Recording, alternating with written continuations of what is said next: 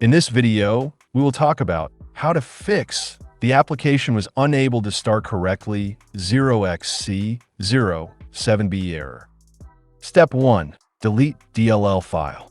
Click on File Explorer. On the left, scroll it down and select this PC. Double-click and open Local Disk C. Then, Windows folder. Here, you have to search for System32 folder.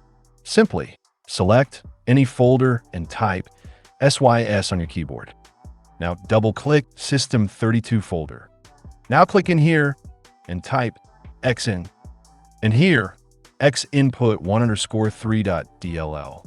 Simply select it and click on Delete. Click Continue. We have to perform the same in syswow64 folder. For that, click on this arrow, scroll it down, and double-click on syswow64 folder. Do the same and delete xinput1_3.dll file from this folder. Step 2. Download and install DirectX.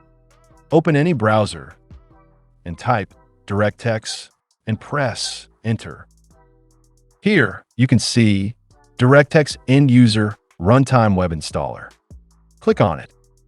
Scroll it down and click on Download. Run the installer and click on Yes. Select I accept the agreement and click on Next. Uncheck optional offers like Bing Bar and click Next.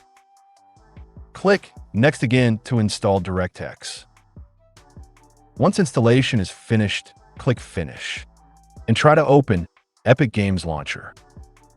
So that's how you can fix the application was unable to start correctly 0xc007b error. See you in the next video.